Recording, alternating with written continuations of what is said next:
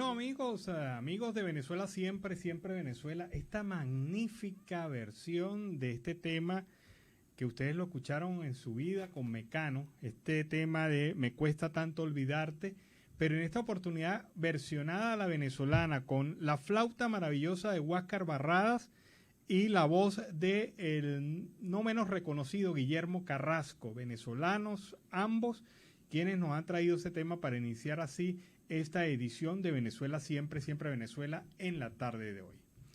Alan, muy buenas tardes. Buenas tardes, Nancy. Y muy buenas tardes a toda esta amable audiencia que está aquí en este dial, en el 1400 AM, La Voz de la Gran Colombia, de nuestras redes sociales oficiales. Síguenos en Facebook, Instagram, Twitter e YouTube, en la página web www.siemprevenezuelaweb.com, www.siemprevenezuelaweb.com, enlazados con La Voz del Río Arauca 1110 AM. Saludamos en el Control Master a Alex Meneses y a Roberto Alexis Rojas. En la producción a Vanessa Chacón, Alan Peralta con Registro Nacional 0715 y quien les habla, Nancy Pacheco con Registro Nacional 0713, el Colegio Nacional de Periodistas, Seccional Norte de Santander. Bienvenidos a esta primera ronda informativa en Siempre Venezuela, Venezuela es Noticia. ¿Saben ustedes que hay una industria en Venezuela que genera más ingresos que lo que actualmente genera la industria petrolera nacional? Pues bien, esa industria se llama el negocio ilícito e incluye el contrabando de oro y piedras preciosas de manera ilegal, incluye también los delitos de contrabando de combustible, el tráfico de drogas y otras actividades ilegales en puertos y aduanas venezolanas. ¿Saben cuánto genera este negocio? Según la organización Transparencia Venezuela, 9.400 millones de dólares al año. Y esto es líquido prácticamente porque ellos no pagan impuestos, ellos no pagan ningún otro tipo de pago nacional, sino que simple y llanamente hacen una actividad totalmente ilícita que no solamente viola los derechos y las garantías de los venezolanos porque están destruyendo el medio ambiente, están generando problemas criminales, están deteriorando la calidad de vida nacional, sino que también, además de esto, está haciéndose cómplice el régimen de facto en este gran negocio que involucra a los 9.400 millones de dólares. La investigación realizada por la ONG Transparencia Venezuela fue de varios meses. La red de corrupción es capaz de generar actualmente 4.919 millones de dólares por tráfico de droga, 1.900 millones de dólares con las actividades asociadas al contrabando de combustible y cerca de 825 millones de dólares por la extorsión en puertos, además de los millones de dólares generados por el tráfico de oro y piedras preciosas. Asimismo, prosigue la ONG, la extracción de oro que se lleva a cabo principalmente en el sur del país está generando un total de 2.385 millones de dólares anuales, los cuales solo el 20% ingresaron a las arcas del Estado y el resto se fue así sin generar nada para Venezuela. Y yo me pregunto, después de ver estas cifras del orden criminal, ¿es o no es Venezuela un estado criminal? O sea, porque no es posible que el 21% del PIB que genera al año Venezuela lo generen por actividades ilegales. Esto es demoledor. Esto es tristemente demoledor en un país que tiene tantos recursos, tiene tantas potencialidades, vive en tan magna pobreza y solamente algunos pocos disfrutan de la riqueza generada de manera ilegal por estas actividades ilícitas. Pero para el gobierno, Alan, este no es un estado criminal, no es un gobierno criminal. Para el Estado todo está bien, ahí no se comete ningún acto ilícito. Y analicen ustedes esto. Si esto produce el 21% del PIB en Venezuela, ¿ustedes creen que ellos realmente están interesados en poner a producir las actividades económicas lícitas en Venezuela? En absoluto. Absoluto, porque si están teniendo muy buenas prebendas, claro, no van a ubicarlas en la parte legal. Que el 80% del negocio sea ganancia, los incita a hacer negocios legales en Venezuela. Para absolutamente nada. Nada. Me parece demoledor el informe de Transparencia de Venezuela. Por eso es que quieren eliminar a las ONG, porque precisamente las ONG dicen esto. Para que no generen esas investigaciones a fondo. Claro, o sea, las ONG son los que generan este tipo de información. Y si ellos no la investigaran, el Estado no sería capaz de informarlo al país, ni mucho menos los organismos supuestamente que deben garantizar la transparencia del Estado venezolano, como es la Contraloría General de la República, la Defensoría del Puesto, que yo le digo del puesto y ustedes saben por qué razón, y el Fiscal General de la Nación, la Fiscalía General de la Nación, el Ministerio Público. Ya se me quedó el nombre del defensor del puesto. Alfredo Ruiz, ya me lo grabé, o sea, por fin. Okay. Porque en días anteriores pues estaba manifestando y por lo menos estaba por ahí diciendo incoherencias, pero apareció el nombre, que era lo único que se estaba mencionando. Increíblemente, esta es la situación de Venezuela. Este informe es demoledor. Yo creo que es la principal noticia del año. Para mí, este informe que señala todo el manejo de la corrupción, del negocio ilícito en Venezuela, por lo menos las principales herramientas del negocio ilícito en Venezuela, es la noticia del año. Y realmente, pues, hay que evaluar la condición de Venezuela como Estado, porque un Estado, un gobierno de facto, que sea o no sea de facto, vamos a ponerlo claro, un gobierno que permita que se haya extendido este cáncer de la actividad ilícita hasta esos niveles, queda muy mal parado. Obviamente queda muy mal parado porque esto no se puede hacer sin la complicidad del otro. Esto no se puede hacer sin la complicidad del gobierno de facto. Esto no se puede hacer sin la complicidad de los funcionarios militares y policiales encargados de garantizar la seguridad del país. Esto no se puede hacer sin una contundente defensa por parte de los organismos del Estado que están relacionados al tema de la transparencia pública. Venezuela es un Estado criminal. Ahí está claro. Que el 21% del PIB de un país esté en manos de la actividad ilícita quiere decir que es un Estado criminal. Por más que usted pretenda disfrazarlo, pintarlo, pintorretearlo, pero bueno. Ese maquillaje no le queda para absolutamente nada. Nada. Y eso demuestra a la clara que y es una conclusión de cualquier modelo criminal en el mundo, que hay una gran brecha económica entre los que no tienen acceso, ni quieren, ni desean participar en la actividad criminal, y los que sí lo hacen de manera abierta e ilícita. Esa gran brecha es lo que genera la pobreza que actualmente vive Venezuela. Y eso es otra de las razones que explica por qué Venezuela está como está. Y hablando de informes, Alan y audiencia, pues en un trabajo que viene realizando y ha realizado Sebastián Abarráez acerca de ese informe que va a presentar Michelle Bachelet precisamente mañana, habla acerca de esas graves omisiones que viene realizando Michelle Bachelet en este informe sobre los derechos humanos en Venezuela.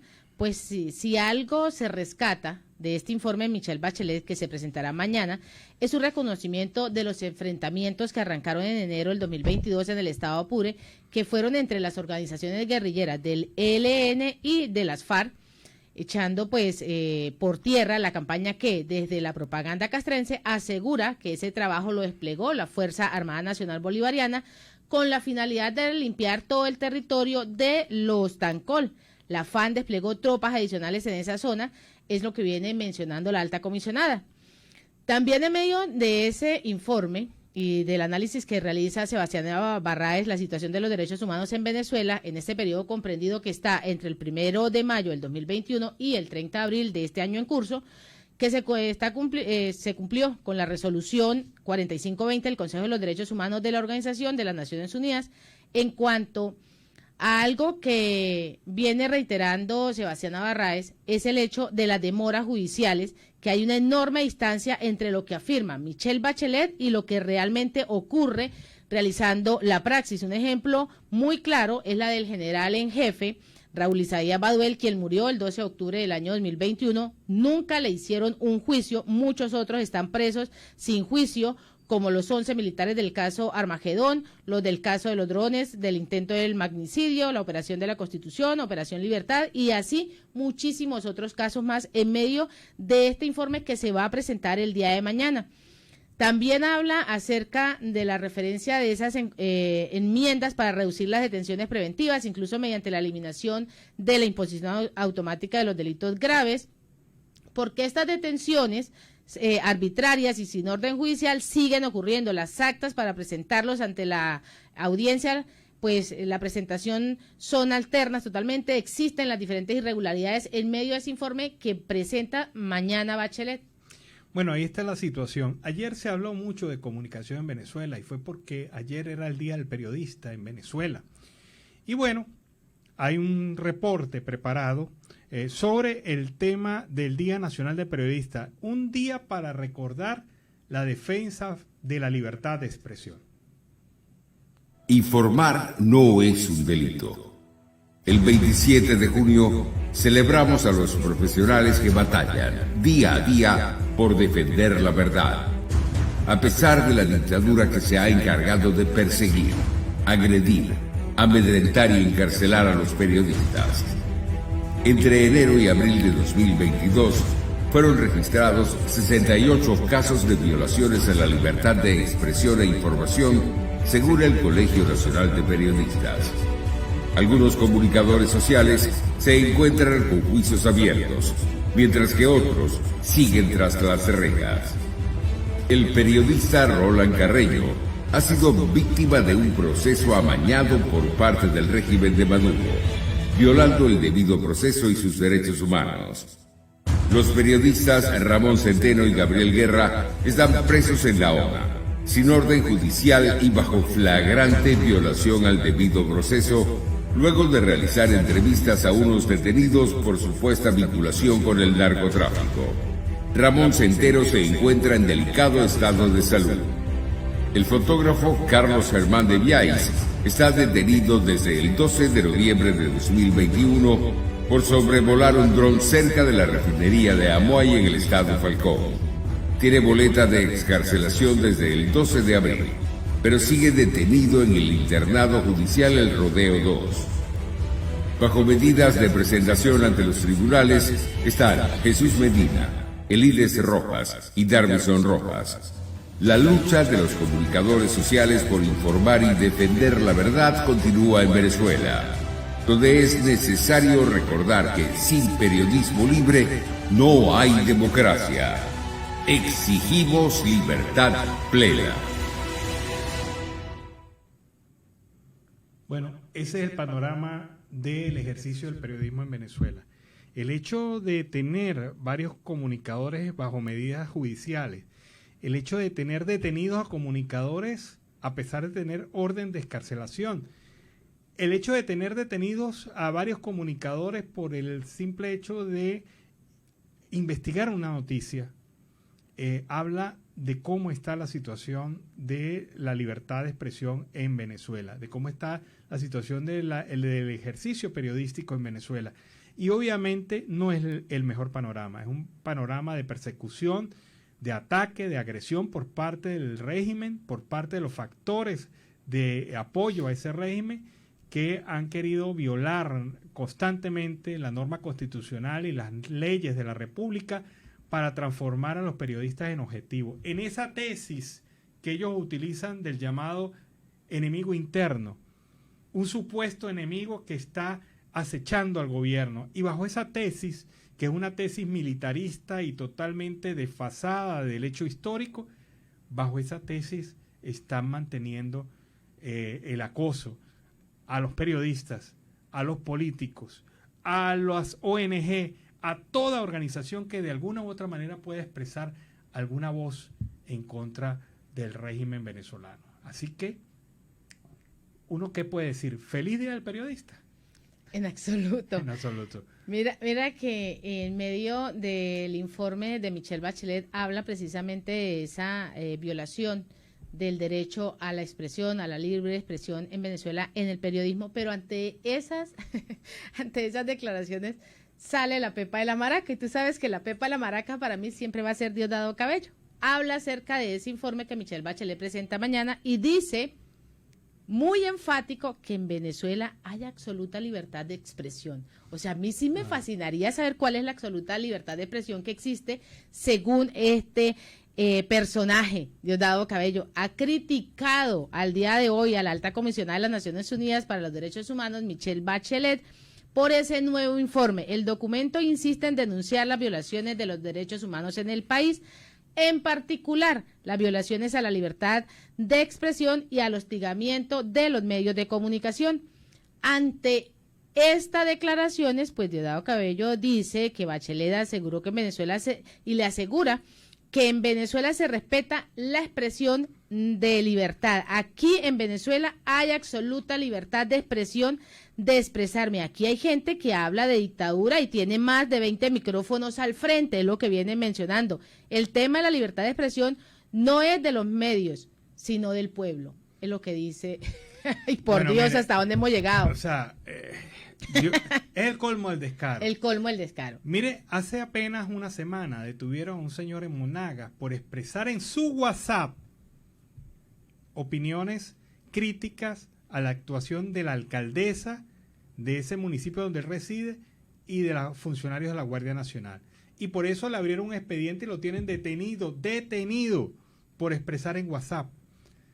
Ah, pero si a esto vamos, digamos a aquellos que están detenidos por informar a través de una cuenta de Twitter dónde iba el avión presidencial de Venezuela.